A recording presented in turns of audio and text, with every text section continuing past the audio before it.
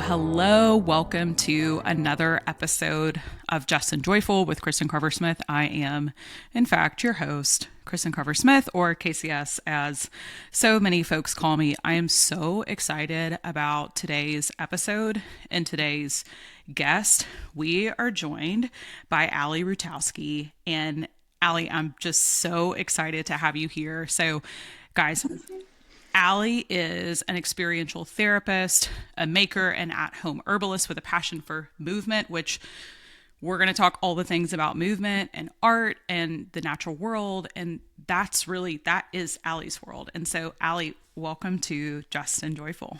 Thank you. Thank you for having me. I'm excited. Likewise. So, folks, I actually met Ali through our executive producer, Angelina Burkholder, and we had such a juicy conversation, right, Ali? Yeah, I feel like we had a really, really juicy conversation. And I was super intrigued by Ali's background and Ali's therapeutic work, particularly in this experiential space, as I have healed and continue to heal from my own mental health crisis. The experience piece of it was so important. I remember being an intensive outpatient and doing art exercises, writing poems, actually doing like aromatherapy, like yoga, gentle movement, meditation, like all of those things were incorporated into our programming. And it was sort of, Ali, it was kind of like, to me, as I was moving through those things, I forgot how basic they were. Like, it's so critical and so important, and yet it feels really indulgent to be able to do those things instead of like, whoa, this could actually be our baseline. Like, perhaps maybe it is a baseline for us. And so, Ali, you have such a unique background. You have done such interesting work, and I'd love for you to tell our listeners a little bit more about what your journey has looked like. Yeah. Firstly, I just love all of that. And I love that you also kind of pointed out that it feels indulgent sometimes to do these things that are actually like absolutely important for our survival, actually. Yes. And we're going to talk so much more about that because I know you and I both have all the thoughts on that. Like, we don't want that to be the case. Yep. No. Yeah. So I kind of came around to the work that I do in a very strange way. I started off with getting my bachelor's degree in journalism, and and it's funny because now I reflect back and I loved interviewing people and I loved like speaking with people and doing profiles like that. And one day I worked in the journalism office for a while. So I had some of my professors, and one of my really lovely professors came to me one day and was like, I have this really strange and wonderful and magical internship that's not really a journalism internship, but it's like perfect for you. And it ended up being through this wonderful woman named Stacy Sims, who now owns a nonprofit called The Well in Cincinnati. At the time, she was... Shout out Cincy. Yes, Cincinnati. At the time, she was running these workshops called the True Body Project. And it was really a sort of trauma-informed approach to creating these workshops that involved like art and community and movement and just magic. And I helped her kind of compile stories for this performance art piece that we did. Wow. Yeah. Wow. And it really opened my eyes, and I was like, this is what I want to do, like this sort of work. And so from there, I ended up becoming like a facilitator, got some training in mindfulness as well. And then I was like, I really want like deeper education on all of this. So I ended up going into the therapy world, clinical social work. And from there, I ended up interning through an adventure therapy program. Wow. Yes. And Kim Sacksetter and Beth Sandman were two people who were supervisors for me and just wonderful in the adventure therapy field. from there, I sort of, that work was so important to me that I took that with me, moved out west, worked through the crisis center, and Wow. yeah, and I actually so for me, I worked on the stabilization side of crisis. So, where people would come for a couple of weeks and we would get them connected and we would do groups and we do one-on-ones. Yeah. I incorporated all of this work and just continued to, gather trainings and workshops for movement and, creative arts and all of that. I'm currently working on bringing music therapy and horticulture therapy and all of that into my work in the future too. So all my love languages. Absolutely. I think, Ali, as you're talking, there's a few things that stand out. I know for so many of our listeners, everybody's at a lot of different places, not only with their mental health journey, but also in their own career and figuring out, okay, what do I love? What am I passionate about? How does this intersect with what I want to do long term? And so I think so much of, what you just shared of, you started out in journalism and then now you've ended up in this space. But I think that through line of storytelling is so fascinating. And so I hope that as, people are listening to this too, that they also, are moved and inspired by seeing how you began in one industry and that has actually served you really, really well. So I think it's so powerful and such a great reminder for all of us. And then I think too, you said something that was really interesting. All of it's interesting, but the crisis piece of this, that you worked on the stabilization piece, right? And I'm so curious of I think a lot of us, when we think about crisis, everybody has different definitions of that, right? And so for some folks, it conjures up different images, right? And it could look like 911. It could look like, it can look like a lot of different things. And so I'm just curious, how do you define crisis? What does crisis look like and mean to you? Yeah, I think just exactly what you're saying. It can look a lot of different ways. Generally, what I think of as crisis, it could be a buildup, precipitating events and stressors that are building up over time, and it's more gradual until it gets to a point where someone is maybe no longer able to care for themselves. They're not sleeping, they're not eating. There may be psychosis involved in this. There may be suicidal ideation. They're isolating. It also could be a traumatic event or a perceived traumatic event that causes someone to go into crisis. It may be health stuff. Sometimes there are health conditions that put people in a crisis state. So it can kind of look like a lot of different things, which I think, to your point, is it can get missed sometimes until things get so severe that, people are sort of forced to get the help that they really would benefit from. Yeah. And I mean, gosh, that so resonates with me because I think, in my own journey, I think when I look back at my crisis, so to speak, there were a bunch of mini crises leading up to the larger, if that makes sense. Yeah. Right. There were so many yellow flags, red flags, right, that were happening along the way. And I think, and that had sort of kind of happened over the course of several years, to be frank. Yep. And so I know that, again, we may have folks that are listening right now that are like, I'm good. I'm fine. Everything's all right. And, and I was at that place too. I'm good. I'm fine. I'm good. I'm fine. And also I kind of felt too, there's no time for me to not be fine. Right. And so I'm imagining that you have encountered that, probably many times in your work, but I'm curious if you've even encountered that for yourself. Yeah, absolutely.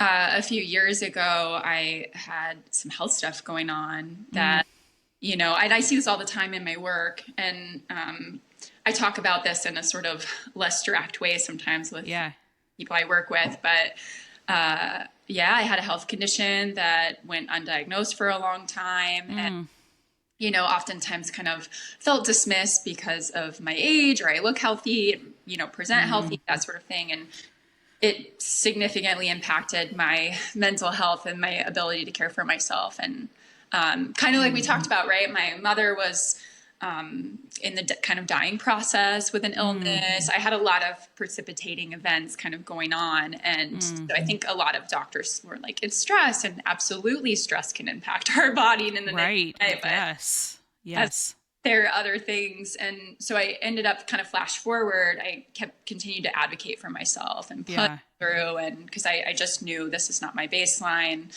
at all. And ended up with a premature ovarian deficiency diagnosis, which for all intents and purposes is menopause before the age of 40. I'm now at, but, so I kind of lost my hormones basically overnight. And you can imagine the implications of that on your mental health. Of course. Absolutely. And we're not talking about that. Right. Exactly. Not at all. Yeah. Especially with those types of issues or autoimmune things, which can contribute to a whole series of other, physical health things. But and Ali, we will definitely have to have you back on for just an episode that's dedicated to that, because I think, again, we're not talking about those things, and it's so important, because I know there's so many women too who are like, I won't say that it happens, quote unquote overnight, but for this example, I'm going to say, it can look like I go to bed, I'm waking up and I'm feeling like this, I'm not myself. Like, what is happening? I know something is going on. And as you said, it's the continuing to advocate for yourself inside of that when everybody's like, you're good, you're good, you're good, you're good. And I want to talk about that piece for just a second before we dive more into how you started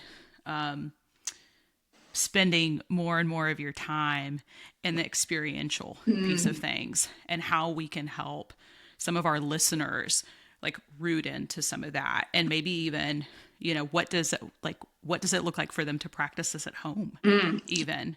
So, but I want to, ask you about this, your experience in particular. What were some of the like warning signs for you, or some of the yellow flags that you sort of saw that made you kind of go, something's happening? Yeah, for me, it was very much a combination of like physical health things that were making it hard for me to sleep. Right. So me, I was having like hot flashes like every hour, which, by the way, creates a lot of anxiety. It's our interrupting our endocrine system. And it just, so a lot of really severe anxiety, more generalized anxiety. And, I've always had some situational anxiety and that sort of thing, but severe anxiety, depression, things that I had just only experienced situationally prior to that. So I was not sleeping, I had brain fog to the extent where I was struggling to be around people and isolating a lot. Isolation's a really big warning sign that people should really, and that's a visual thing that people can also support folks with, is that they notice that their loved one is like isolating.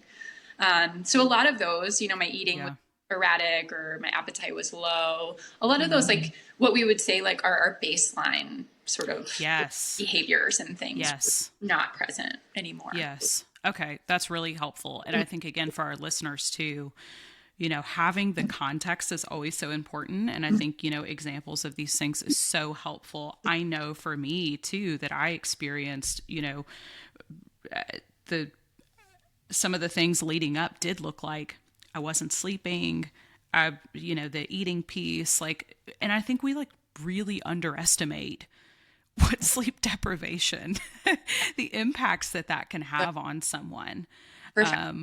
And so I think there's a reason that folks are, I think that like we're seeing more of this movement around sleep hygiene and, there's such like, I think about, there's a lot of money being made right now too on people trying to like,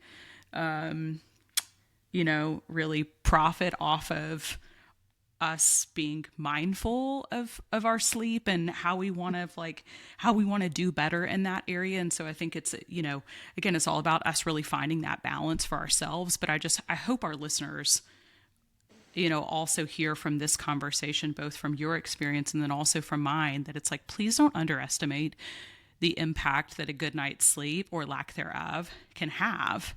And it's not the end of the world, right? If you don't have one perfect night's sleep, but I think there is something to pay attention there. Patterns. Exactly. Yes. Yeah. Yes. Looking for those patterns over time. Yeah. So the other thing that you said that I think is really interesting is the advocacy piece of you having to advocate for yourself inside of systems that were saying, you're fine, it's all good. And so I think about, so many of us who may not have the confidence, or who are sometimes walking into places and spaces that, like, have systemically not believed, whether it's women or people of color, right, have not believed what we're coming to them with in terms of symptoms, in terms of problems.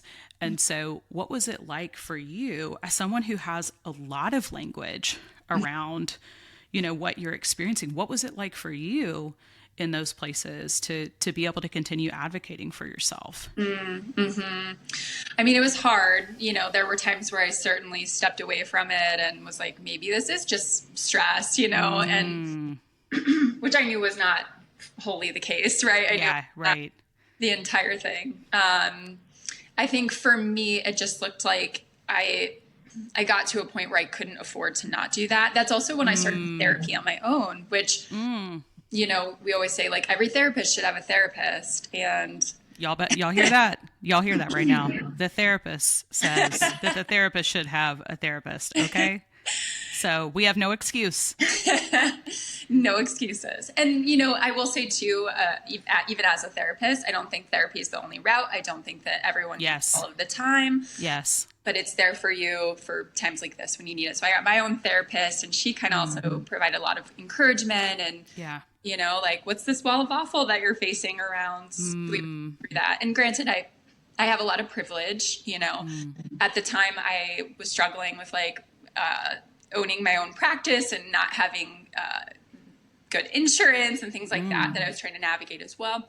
But I think just kind of writing down your symptoms, because a lot of us kind of gaslight ourselves. So track your symptoms, bring them in, maybe do some research around, like, how can I advocate for, there's lots of really good, like, lists, and I'm sure that there are a lot of good resources out there that kind of suggest ways to advocate, for yourself in that healthcare setting, but just kind of continuing to push and asking, are there tests that could be, provided that would make sense for ruling in or out things, that sort of. Okay. I love that too. Again, like, that's such a doable thing for all of us, is that we can absolutely open the notes app on our phone and keep track of our symptoms, keep track of the things that are happening or that we feel like are off. And that's a very easy of, even if we're feeling not super confident when we walk into a doctor's office or a hospital, healthcare system, whatever that looks like, it's very easy for us to then open our notes app and just read from that. Right. Absolutely. So it's like, we don't have to necessarily, like, okay, let me prepare my keynote speech for my, what all is happening with me. Right. And so it feels like that, though.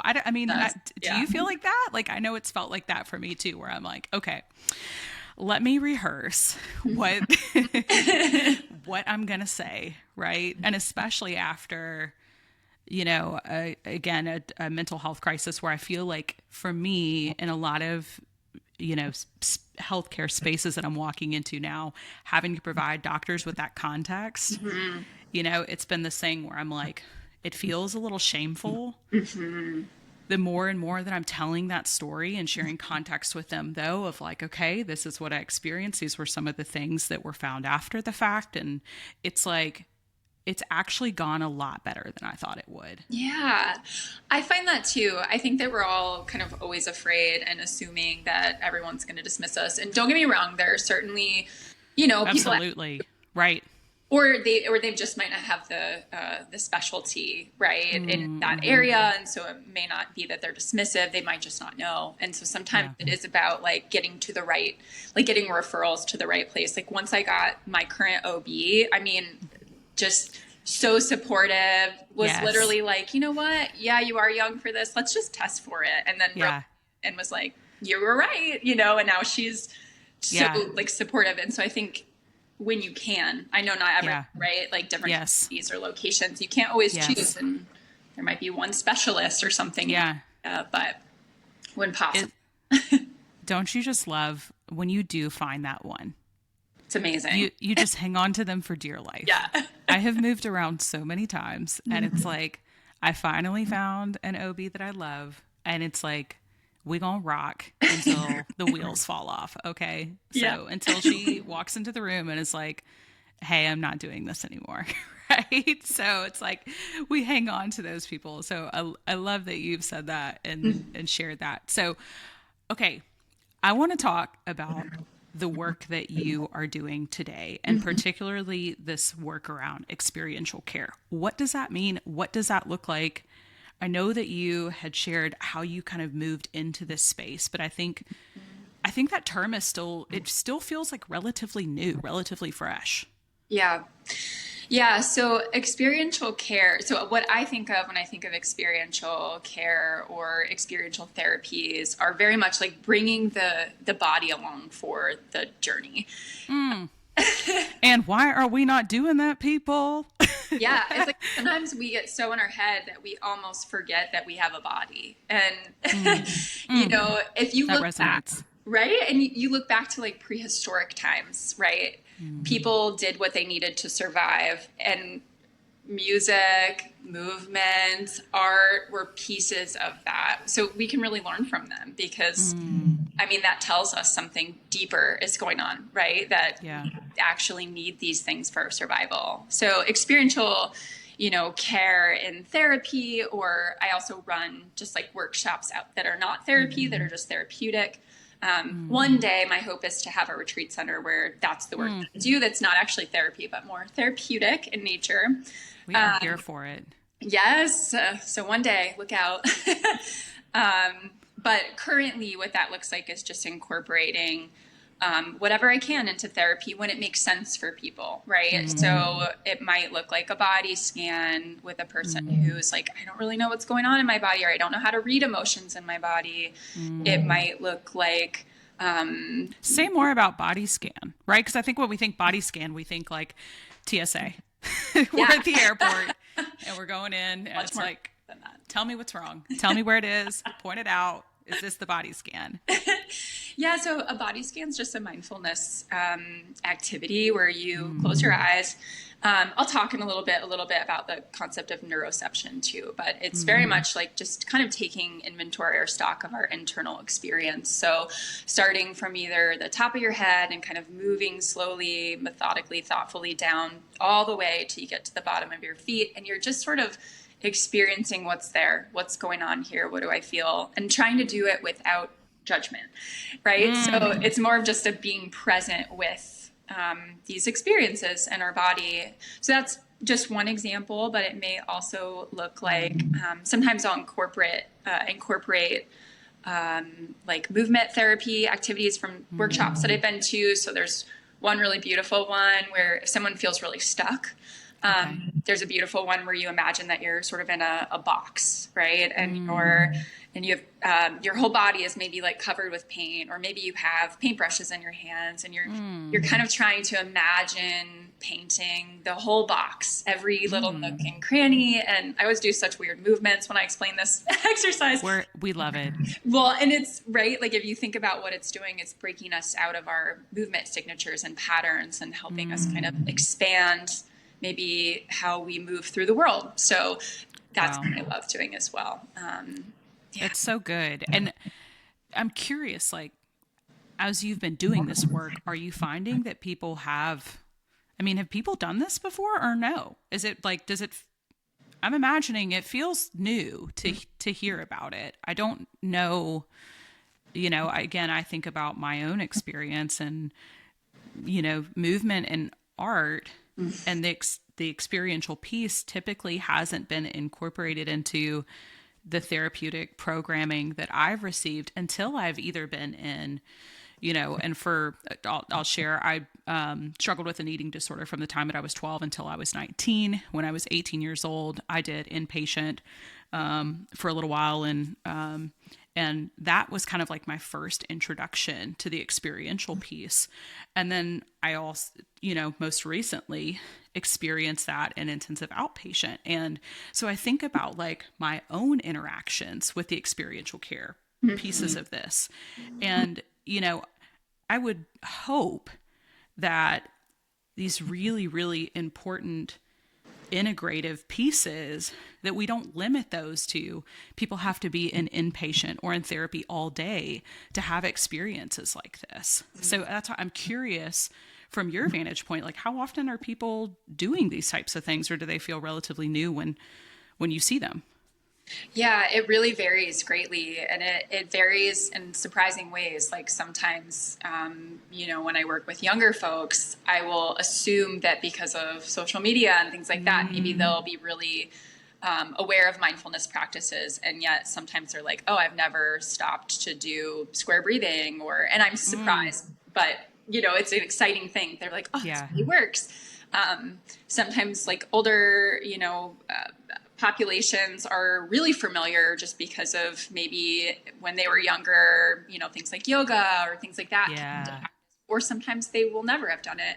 So I think it really varies. I've worked with a lot of artists like in the past when I had more private practice, and those that grouping of people had a little bit more awareness around a lot of this. So I would more encourage more regular use of those things, because a lot of times those practices will have stopped or they'll be stuck. And so it's less of like the teaching and more of the like encouragement of like your body today, like, are you breathing right now? So That one, are you breathing right now? Like, right. I think that's something too that I find myself doing that all the time, where I'm like, I've been holding my breath for 2 minutes. I'm like, I didn't even breathe. And so I will, I'm very cognizant now of like, sometimes it feels like I'm out of air, and it's quite literally because I'm out of air because I haven't taken a breath. And so I'll just pause and take that inhale through my nose, exhale through my mouth. I'll do that a few times. And it's like, it just really, I think we so, again, underestimate breath. Oh, absolutely. And you think about it, right? It's like our breath tells us so much. Our breath tells us, am I running away from a predator right now? Am I like in my bed and resting right now? And so that's the thing that I really love about like mindfulness and breathing practices, is that you kind of you feel more empowered when you know that, because you're then able to sort of rewrite the narrative of like, oh, I'm panicking right now. Say you're like in a grocery store and it's really busy, and if you can recognize, oh, my breath is really erratic and like my body's tensing up, like I'm gonna run away from a lion. If you can recognize that and you can orient yourself in space and say, oh, this is actually just a grocery store on a Sunday and everything's fine, then you can slow down your breathing and tell your body. So there's this feedback that happens of, we're good. Like, it's okay. I think the lion breathing that you're referring to is Costco on a Saturday, the week prior to Christmas. I think that is where that breathing might be really, the lion breath might be super useful. I'm calling it the lion breath, but really what we're talking about is being chased by a lion, right? So I love that you said that. I think there's so many listeners who can relate to that, and who probably even just like listen to this and we're like, oh, yeah, holy moly, that's right. I haven't breathed. I haven't taken a breath in a minute. Okay, I'm going to breathe. So I'd love, like, Ali, are there more like practical things that we can be doing on a daily basis to help? You described, an example of like perhaps like the anxiety levels are going up as you're in the grocery store. I will absolutely raise my hand and say, like, I actually really don't care for the grocery store. It does kind of stress me out. Oftentimes, like I'll ride with my husband and he will go into the store and I'll sit in the car because it's like, it's not my favorite place. And so I think that's a really like practical, example, but like, what are some of the other things that we can be doing as we kind of navigate some of these, whether it's like perhaps someone is going into a really stressful meeting or they've had a really long day, parenting, right? It's like, what are some of those daily things that we can be doing? Yeah. Gosh, there's so many. There's this concept that's underneath the umbrella of polyvagal theory, which is like a whole different thing. If you're interested, Yeah. look it up. It's wonderful. Yeah. But there's this concept of neuroception, and within neuroception, sort of how we take in information and what we, how we feel about it. And so it's kind of broken down into interoception, exteroception, and proprioception, which is really just like inside, outside, and how we like move through space, basically. Don't you wish they would just say it that way? Right. Like, I know. It's so more simplistic, right? Yes. And so I like to play around. I'll check in with myself about those different types of perception. And right. So if we're feeling really overstimulated, something that I really like to do. So I use a lot of movement in my day. I do like movement snacks or like little like, ooh, ladies and gentlemen, movement snacks. Like a little movement snack or like a little movement moment, right? Yeah. Like if I'm in the morning, I'm waking up, and if I'm feeling a little bit of anxiety, which might look like my heart racing or a lot of fast thinking, right? What I'll do is I'll put my kettle on, of course, for my coffee, and yes, of course, the fuel. Gotta be fueled. Yeah. And then, in the dark, I'll just sort of, I'll remain in the dark. I'll close my eyes, and I will just find movement for that, minute or whatever that kettle's heating up, whatever that feels like for me in that moment. I have like some chronic pain stuff. And so I'll try to find movement that feels good for my body rather than I have to do this specific dance move and it's more just what feels good in that moment. And it might just be 30 seconds or a minute, but just doing that for myself in the morning kind of helps me come back online and feel good for start. Or I always joke, sometimes I tell my clients I like do a lot of staring at the wall. So say more. Yeah, I love staring at the wall. So in the morning in the sunlight, as the sunlight's kind of coming in, I'll find a corner that's just really beautiful. That's that exteroception, makes me feel safe and comfortable. And I'll just look around my environment for a little bit before I get online or start looking stuff up right. And so that's kind of an exteroception, like find a space in your home or outside that feels good for you. Yeah. Wow. Kind of incorporating all of those things. So, and you can fit those in anywhere. It does not have to be like, you see all these videos on YouTube that are like my 3-hour morning routine. I'm great. I'm glad that you have time for that, but most people don't. Right. We don't, we can say we don't. Yes. Yes. Yeah.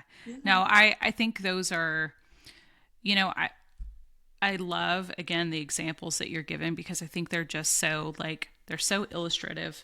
They're so concrete. They're so practical. They're so doable. And a lot of times we get advice, particularly in this space, it doesn't always feel like it's doable. It doesn't always feel like it's tangible. And so I'm so appreciative that you're sharing things that our listeners can literally do right now, even as they're listening to this. So I'm also curious, you talked about being a therapist who has a therapist and the personal care piece for you. All of us have different forms of personal care, of self-care. And I'm curious, what do some of your practices look like? You described a little bit of what your morning might look like and that movement piece, and then also finding that beautiful place. But what are some of those other practices that you yourself engage in? Yeah. So doing something creative for me is really, really important. So anything that I can do, whether it's making watercolor or right now I'm really into junk journaling, doing a junk journal page. Junk journal. Hold on. We got to stop for just a second because I need to know what junk journal is. I know all of our listeners right now are like, wait, junk journal? Say more. Is this our 9-year-old diary right now? What is the junk journal? I'm thinking of the composition notebook and there's cartoons and there's what is the junk journal? Yeah, I mean it's wonderful. I'm absolutely obsessed with it. I just finished 31 days. I did all of January Okay. as like a creative practice for myself. But it essentially you can use anything that you have lying around. You can use paper bags, you can use sandwich bags, you can use a pre-existing notebook, and you essentially use objects that you have. So junk, but actually mine's not junk at all. I have like a lot of really meaningful mementos and things. So you use Mm. ephemera, right, that you can buy, that you have on hand, that you get out of Mm. free libraries, whatever, and you create a sort of art journal. And it's Mm. really fun because it's engaging because you can create little pockets and little fold outs, and you can write in it, you can put poems in it, it's really Mm. whatever you want it to be. So for me, that was sort of my daily practice for breaking outside of like, I don't always have to know how things are going to go. Like sometimes I can go into things and trust that I'll figure it out. And not every day has to be perfect. I don't have to love every single thing that I make. And Mm. it really kind of helped me break out of that. So for me, like a creative practice is such a crucial part of that. Even if I always tell people too, it doesn't always have to be like something as like formal. Like Yeah. arrange your desk one morning in a way that feels really good for you, Mm. right? Like, Yeah. just view some art, like do something that kind of Yeah. gets those creative juices going. So I do that. I certainly movement, whether that's like going to the gym or going on a walk outside. Yeah. Nature's a really huge, important part of my life. Helps Mm. me regulate. All of us really help Yeah. Yeah. regulate, and just community. Like I'm very lucky to have such a beautiful group of friends and family. And so that's Mm. important, but also balancing that with I'm very lucky in that I have Sundays mostly to myself. And so Sundays Mm. are sort of like, so today I'm doing this. So I try to do Yeah. things that are meaningful for me on Sundays, and Mm. whatever that feels like, which might be like going to the museum or walking by the lake or like laying on my Mm. couch all day and Yeah. checking in about what I need depending on how the week's been. So it's kind Yeah. of practices. Mm. One of the things that Allie and I were talking about before this episode, when we sort of first met and were getting into all the juicy things, we talked about that community piece, Allie, and we talked about how we can often feel like, especially if we are in industries or have jobs or careers that require us to chat with people or be around folks, or and I would imagine that's many of us, and we're talking to folks all day, like it can sometimes create this illusion that we have community or that we are social.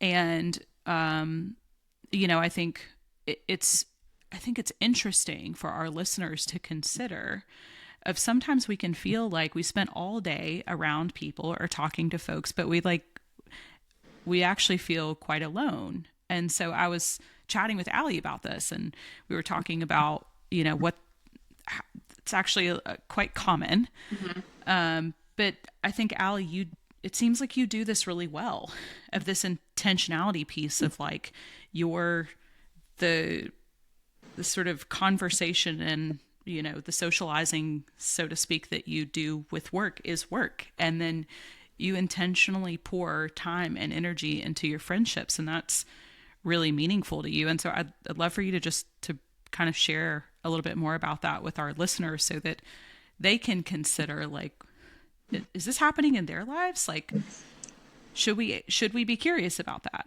Yeah, well, thank you for saying that. I'm certainly not perfect at it, and it ebbs and flows, right? But Mm-hmm. I do find it, for me, especially as a therapist, I'm very aware that the people that I get to work with Mm-hmm. are, we're not friends, and so Mm-hmm. it's not about me, it's not about my story, etc. And so that's not my social interaction, right?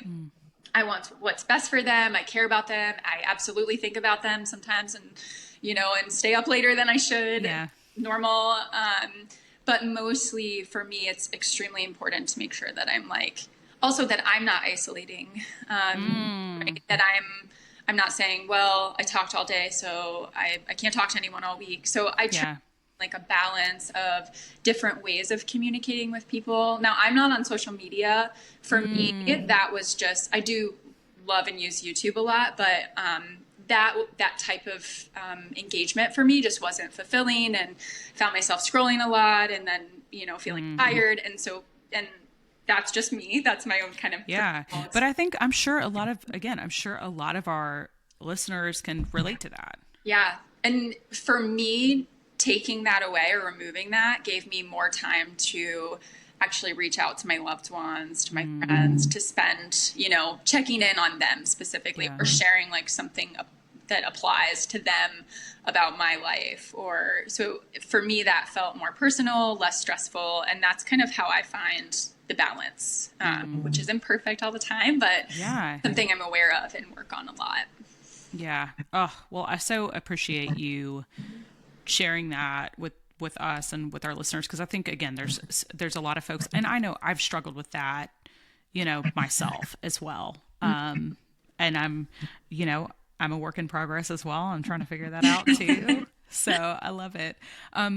The last question that I have for you before we kind of get into just a couple of like fun rapid fire questions is what's like, how can listeners advocate for themselves, like as they're building their own care practices? Like you know, what are some of the words that you would offer them as they're trying to figure out like how they build balance and how they build care into their lives in a sustainable way, but also like really intentionally?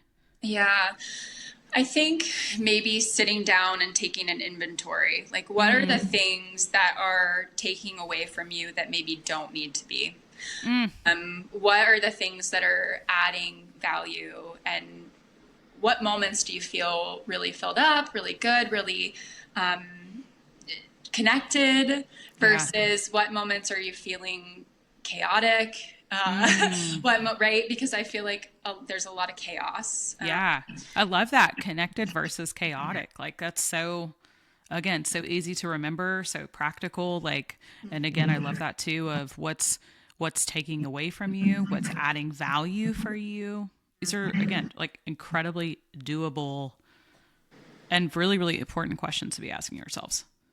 And they're hard ones, right? But they take a lot of introspection, and I would really, I know not everyone journals, but I love that there's so many different ways to reflect. So whether like writing or doing a video journal or doing audio or however you process things, or movement that helps you. I use movement a lot to process through like really hard things. So I think just kind of checking in with yourself and taking that inventory, and then moving more toward the things that fill you up, make you feel connected, make you feel whole, and away from the things that, take away from that in an unnecessary way. There are things that we're going to have in our lives that are important, that we have to work through and things like that. But making that focus toward the good things.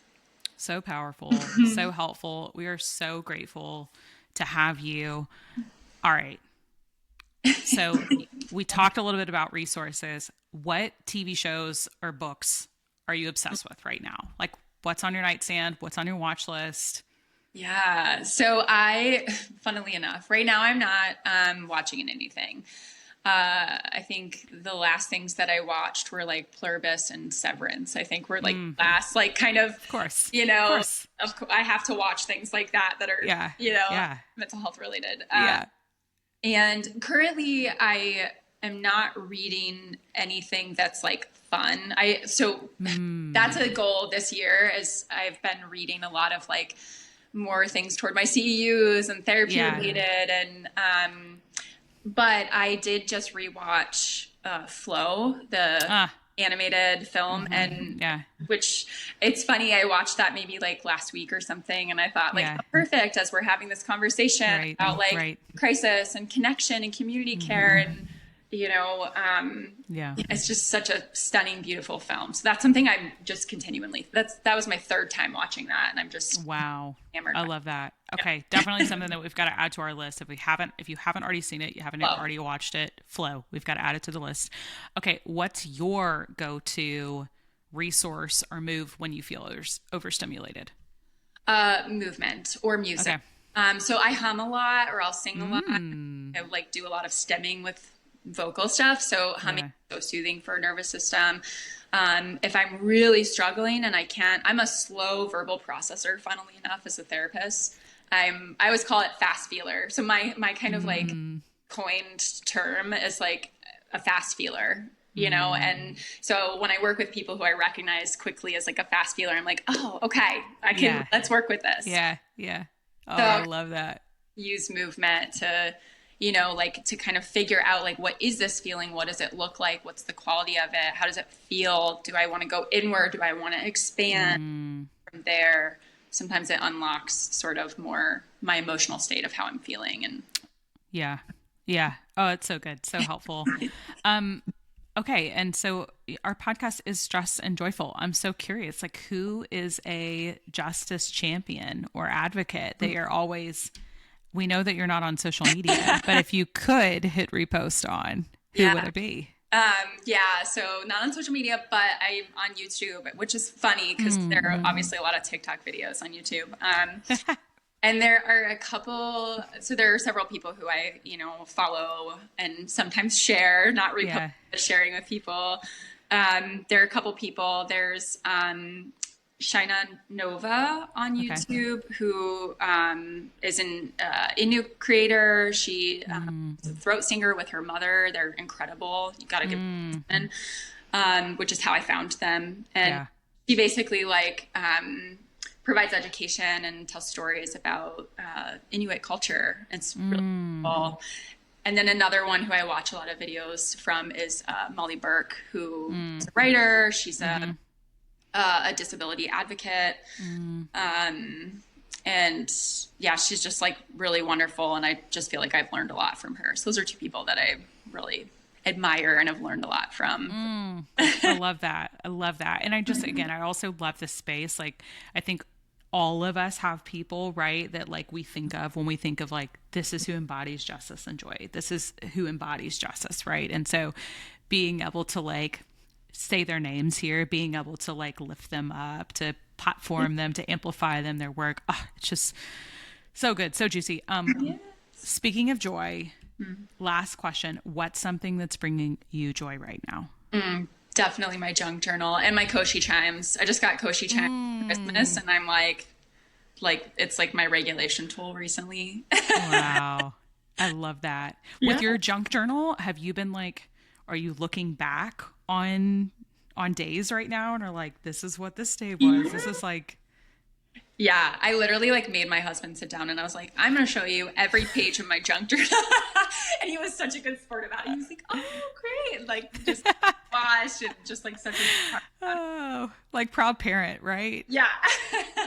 Oh my gosh. I love that. Well, Ali, thank you so much for being here with us today. Where can folks learn more about you and your work?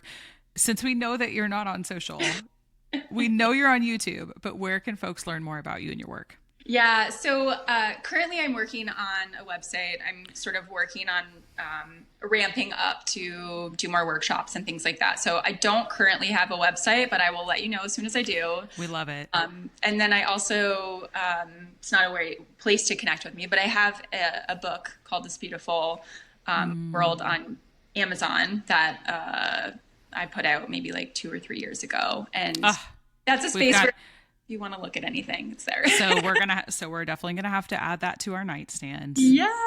Yes, we love that. And also, you know, Ali, I love modeling that you're modeling right now of, you don't have to be online. You don't have to be, you know, quote unquote, digitally plugged in that way to like do really meaningful world changing work. And I think sometimes, you know, our listeners, myself included, can feel like if we're not in all of these places, like, you know, it's like both a little bit of the FOMO, but it's also a little bit like, oh my gosh, am I really helping people? And you're just such proof of like, there's a million different ways to do it and you're definitely doing it. So thank you for modeling that for us. Well, thank you. That's sweet.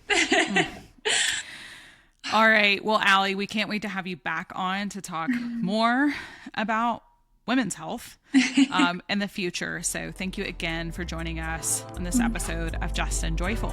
Thank you so much for having me. The Just and Joyful podcast is your host, creator, and executive producer, Kristin Carver-Smith, executive producer, Angelina Burkholder, and production engineer, Joshua James. Subscribe wherever you get your podcasts.